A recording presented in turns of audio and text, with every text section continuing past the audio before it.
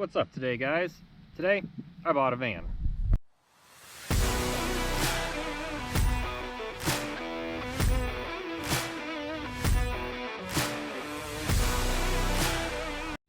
So I bought a 3/4 ton Ram van with no windows, kind of a creeper van, but I got it for a steal. I didn't steal it, but I did get it for a steal. A coworker of mine had told me that he was looking to sell it a while back, and he decided, he'd told me a price, and I thought, I don't really need it. I didn't have the place to store it, but then kind of came around a couple weeks ago and said, hey, I've dropped the price. This is what I'm asking. I said I couldn't, it was an offer I couldn't refuse, so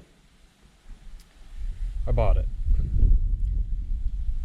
Now, this van has a little bit of a story to it. The gentleman I bought it from he used to ride motocross, so he used it to haul his bikes, and then after that he used it to haul his RC airplanes.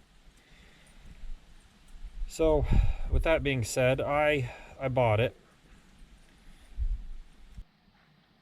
The real story to this van is, this was originally a slant 6 van. This is a 1984.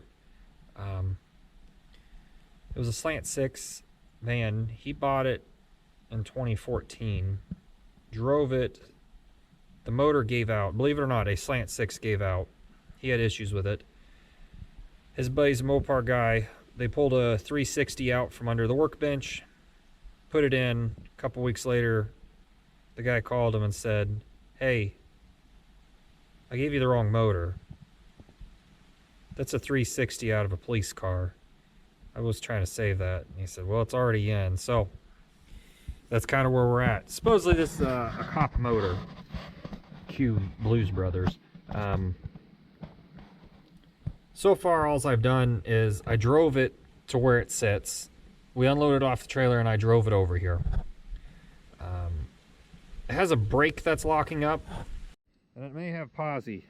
It was spinning the tires when I was backing up. He said he thought one of the fronts was sticking, and well, something's up because it just spun. He said the last time he put gas in it was in 2020, so I probably ought to put a little bit fresher gas in it. I have some non-ethanol, I'll do. Bought a new battery for it because the one that was in it when I drove it over here, he had bought for his Dodge Dakota. And then there's some stuff to mess with here. I think I blew an oil line somewhere. It got oil or something up all over the top here. Kind of smelled like it was. It's a 360, late 60s, early 70s 360 with a 727. So, I mean, there's not much that can go wrong. The motor did run. It ran okay.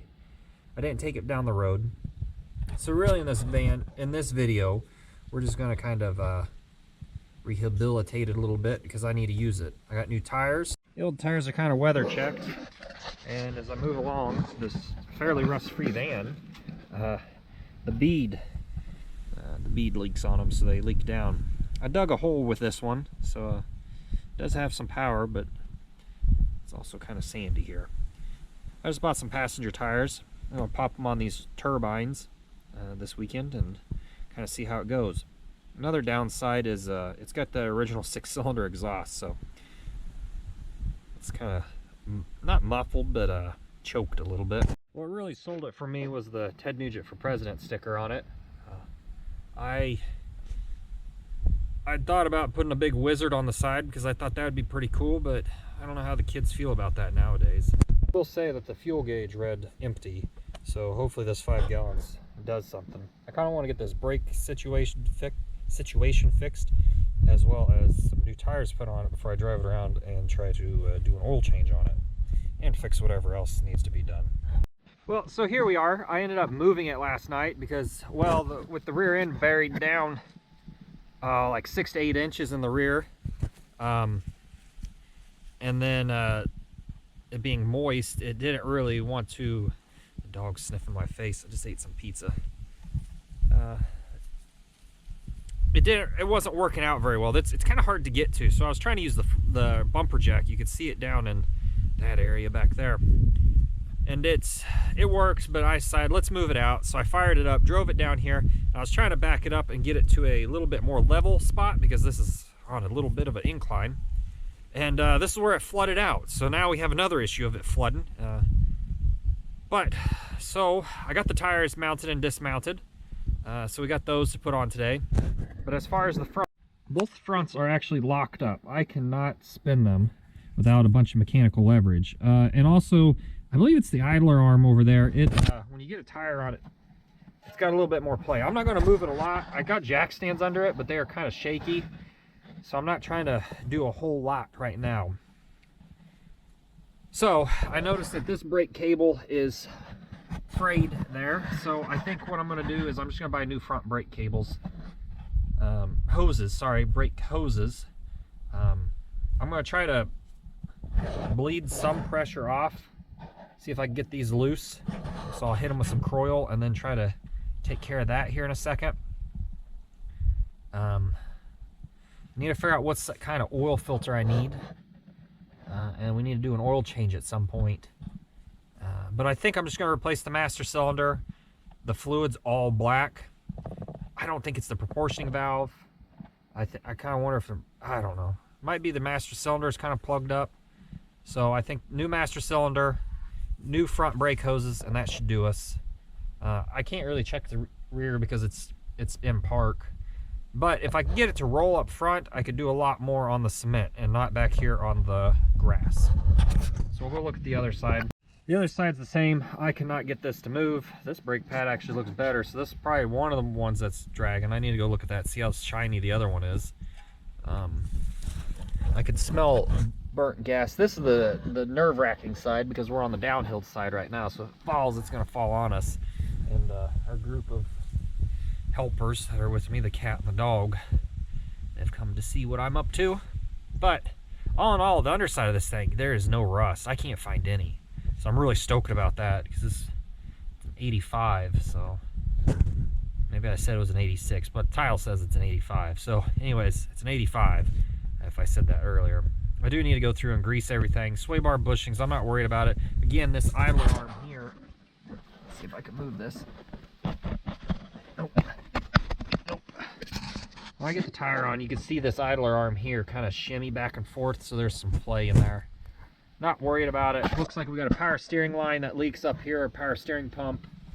But I got two tires off on the downhill side, so I'm gonna go put the rear on, probably get the other rear on, and then we'll come up front, see if we can bleed the fronts and get it so we can move a little better. I gotta figure out what I'm gonna do with the carburetor and see if we can get this thing so it's not running rich. The fuel gauge doesn't work, or it takes more than 5 gallons to bump it off E. Most likely it's probably a little fuzzy from sitting a little while, kind of stuck or something, so it may take some jostling of a washboard dirt road to get it all fixed up. But anyways, let's get started on this. Now a couple other things. I opted to take all the hubcaps off. It may look a little weird, but the reason I did that was just so that way, well, they weren't all the centers weren't always on them, so I thought it'd look a little less junky. It'd be a little bit more uniform. Probably should use anti-seize for this, but I'm just hitting it with some white lithium. I think that's what someone had put inside the wheel lugs, so I'm going to do that again just so I don't gall them. Oh, there's a stick here. What else can I tell you about? You know, I usually, if you watch my other videos, you know that I like to put a little oil on the lug nuts just to kind of keep them from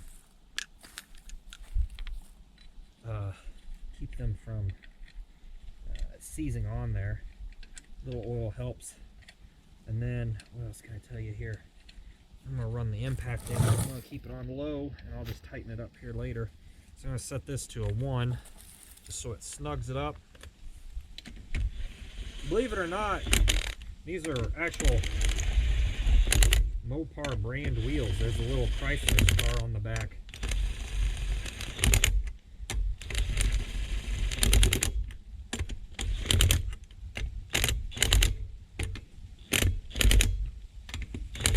as well as with the hubcap. Alright, one wheel on.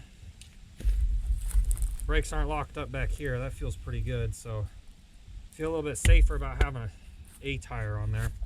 Let's go to the other side. So I work real quick here, because I got nothing under the base of this. Just chat.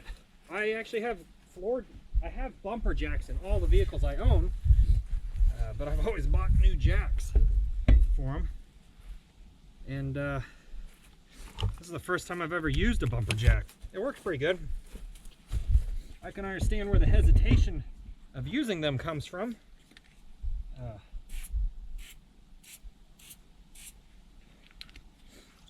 But nonetheless, they do work. And I think I got posi. I can't remember how you tell, but if I spin this tire, the other one goes the opposite way. Really, I think the truest way of looking would be to pop the diff cover. But that's a totally different project for a different day. So we got a lot to do. This weekend's daylight savings time, so if that tells you anything about the time of the year, we just had Halloween yesterday.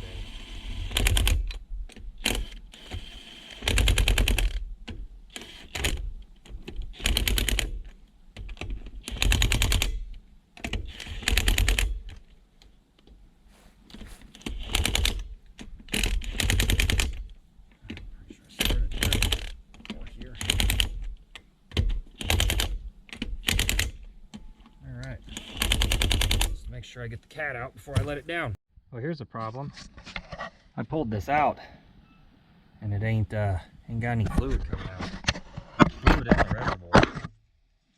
So I wonder if both lines are clogged, or I don't know. The brake light is on, like I said, so I can't bleed any pressure off. I don't really want to pull the caliper, but I may have to. This brake line looks actually fairly 1206, if that's the actual make date. Okay.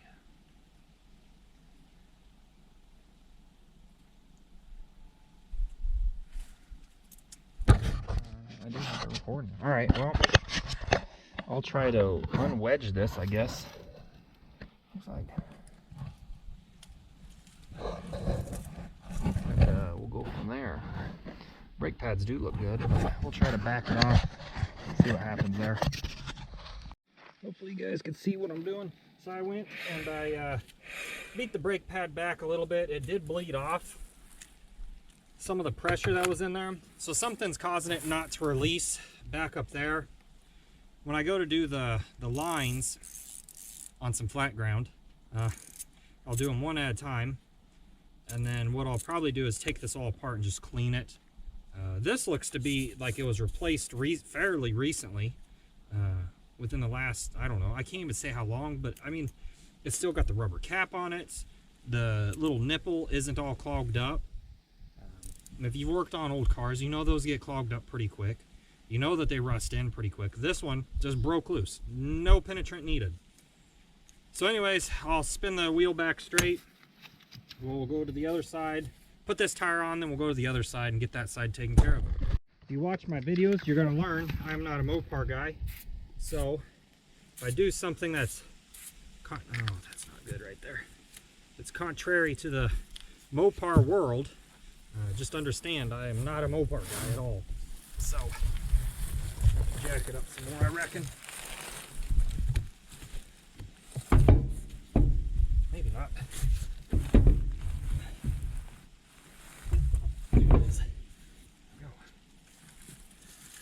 Like these disc brakes, yeah, all disc brakes operate in a similar fashion. These are just a little bit different than what I'm used to. So just kind of learning the nuances of a Mopar, or what I'm learning now.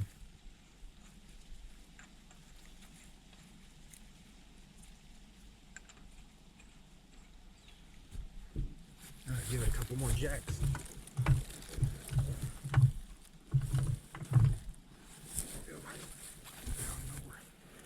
spinning good. I'll just try not to use the brakes from here on out.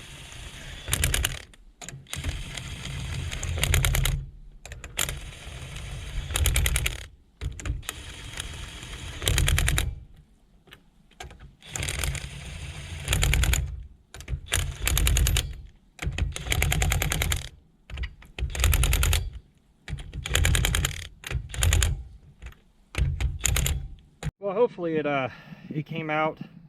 My GoPro started freaking out. I'm on the other side now. Worked the brakes, got that side loose. I just won't touch the brakes. Put the wheel on. We got the last wheel to do. Last brakes to take care of, so I'll take care of those. Work them back a little bit. Put the wheel on. Kind of see what happens here. All right, wheels spin reasonably well. I haven't checked them for the ball joints or anything. I'm probably gonna have to watch some videos on how to do Dodge brakes. I know we're kind of where to put some little bit of grease on the GM ones, but I don't know anything about Dodges, and the people I know are into Dodges, I don't know that they've done a lot of the brake jobs, so I'm gonna see what the YouTube says, and then we'll work on that. But get this tire on, we'll go up there, we'll pop that doghouse off, and kind of see what that carburetor situation looks like. Okay, here's the first time me looking at a Mopar motor. The 454 I actually bought, I was told it was a big block, or a Mopar big block, and I went and looked at it and it was a 454. Told the lady, still bought it. Vacuum advance hose looks like it's that in it, so that's probably not helping our running issues. We got a couple vacuum caps with screws. I'll just get a vacuum cap kit. There's a screw screwed into that one. What else can we see? Make sure everything looks good. Take care of the vacuum leaks. That may solve some issues. We'll see if we can fire it up here in a bit and move it. Okay. Everything looks pretty good. Wiring looks okay. Alright, so let's get a vacuum caps. I'm going to plug those. I'm going to trim this. I'm going to reroute. Well, that just fell off. I may have some more. I'll just clip it and reroute it just a hair higher. It'll solve that issue. So let's go do that. All right, got that taken care of. It was actually a little loose, so I tried to snug it up by hand. Took off the old parts, put on some competition vacuum lines. Moroso. I like them. They don't fail as often, and they are a little bit harder to pop off than the normal rubber ones. I should probably see that one. I'm going to replace that one while we're here because it's already got a crack in it. They stick on sometimes pretty good, but these rubber ones, they just, I don't know. I've never had good luck with them.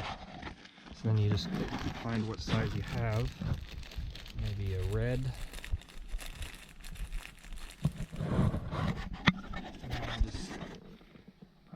Vacuum cap. There we go. Creates a nice good seal. I don't know what I'm going to do about that screw. Being as we don't use that, I may just pop all this off and find one that's just a single hose out. I was trying to read what this said. I'm not sure. I can smell the old gas in here. I probably should just run it off run this all off of a bottle, since we don't know how bad the gas is. Granted, I just put 5 gallons of fresh gas in, brand new, just bought it the other day, and then dumped it in. So I at least got some of my issues fixed. We'll try to fire it up and see what happens, I guess. I should probably check the other ends of these lines. That one, make sure there's no cracks or anything. Looks good. Feels snug. Well, let's hook the battery up and see if it'll fire up. Hopefully it doesn't catch fire. Alright, so I got the doors open. We'll see if this thing fires up here.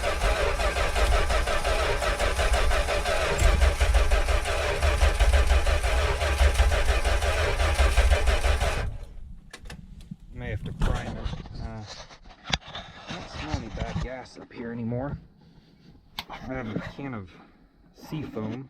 Let me go get my priming gas. Okay, so I primed it with some 40-to-1. I don't have a fire extinguisher, but I have my Lysol bottle full of soapy water. So we'll get the engine clean if we catch a fire.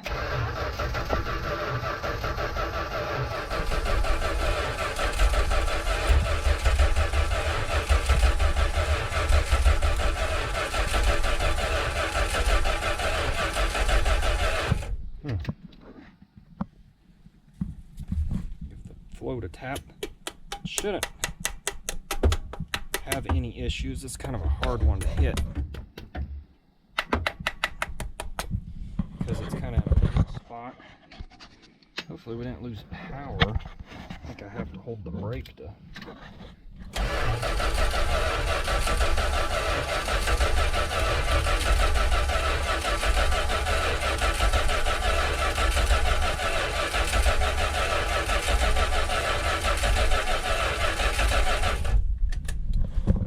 Wants to start, but it's not wanting to. Well, shoot.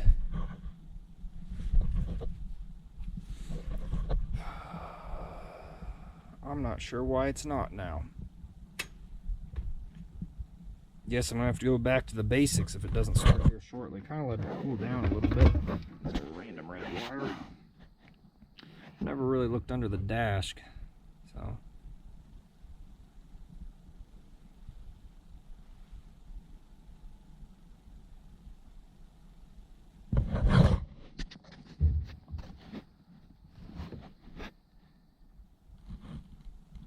I'll give it a little shot of Seafoam. That ought to perk it up, right? Well, if you were here, you could smell the ether. I put a little bit of that in there, and I'm beginning to think either we're a little flooded or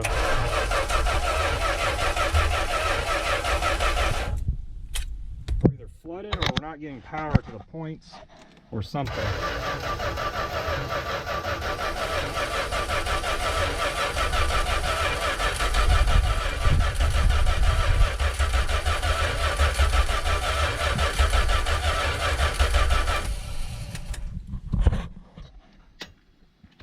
Maybe I'll put the battery on a charger tonight and we'll come back tomorrow and see how it looks.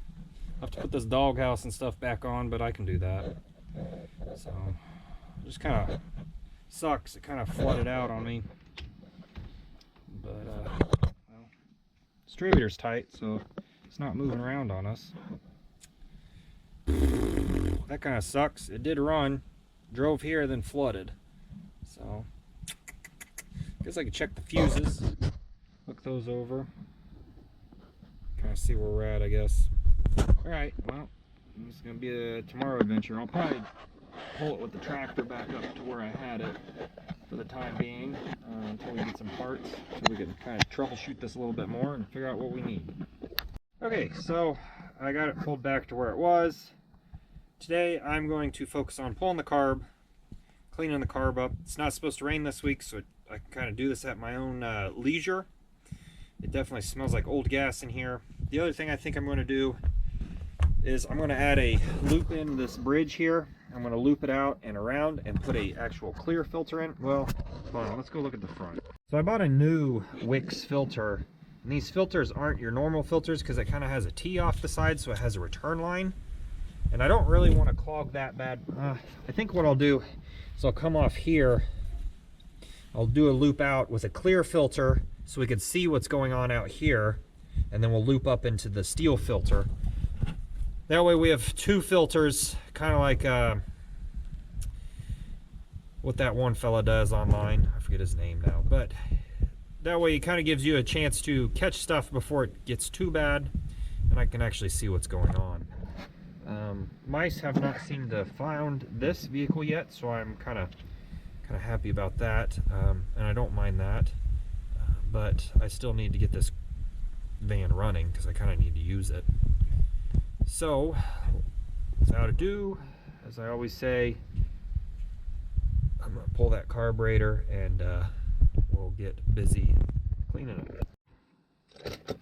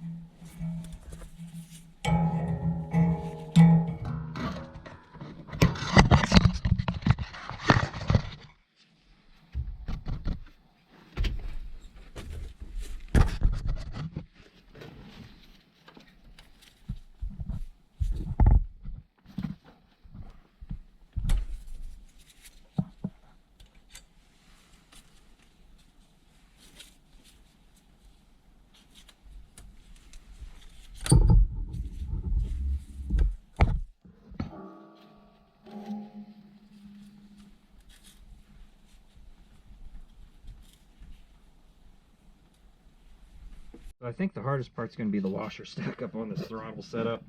So I kind of left it there. These go on the far outside rod, that one, clip, that washer, rod, and then another washer.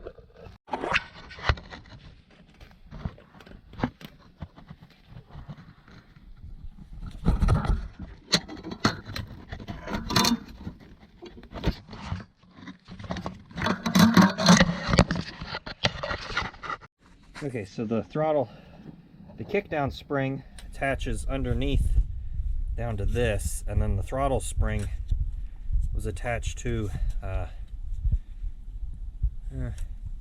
think over here, just kind of hanging out there. That was pretty easy to take off. It's kind of loosey-goosey.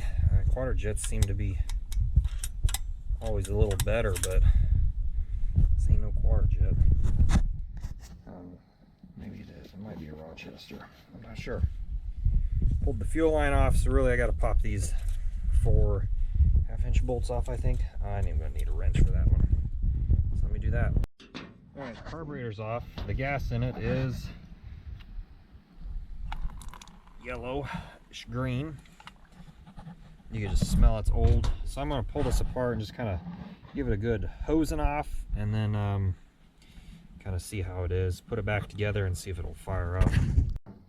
Okay, I gave the carb a little bath, kind of cleaned it a little bit. Everything seems to be working good. The jets all seem to do as they're supposed to, so we'll go put it back on and put a fuel line on. It's supposed to be, it's like 40 degrees today, and it's supposed to be about 70 later this week, so I think I'll try to start it then. That way I don't have to worry so much about warming it up in case it is pretty cold-blooded. At least this first time, just to make sure I got everything taken care of. So let's go put it on. Alright, so I got the old filter out, and you can kind of see what I'm talking about the return line on the top. Now the filter I'm using, this filter is a 33054. I'm going to put a 3302002 in front of it, which is just a normal fuel filter. Just so that way, if I stir up some stuff in the gas tank, I can catch it with the clear filter. I can see what color of fuel I have. I can kind of get a little bit more details about what's going on instead of just throwing this filter on, because this one's like 11-12 bucks. Not a lot of money, but if I'm going to be running through filters, it's a little bit of money. These other ones these plastic ones are a little bit cheaper.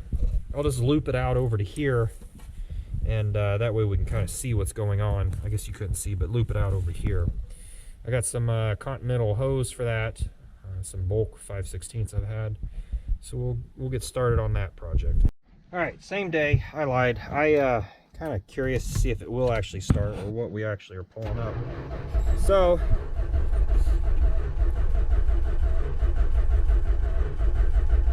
I don't even know if I charged the battery enough last time.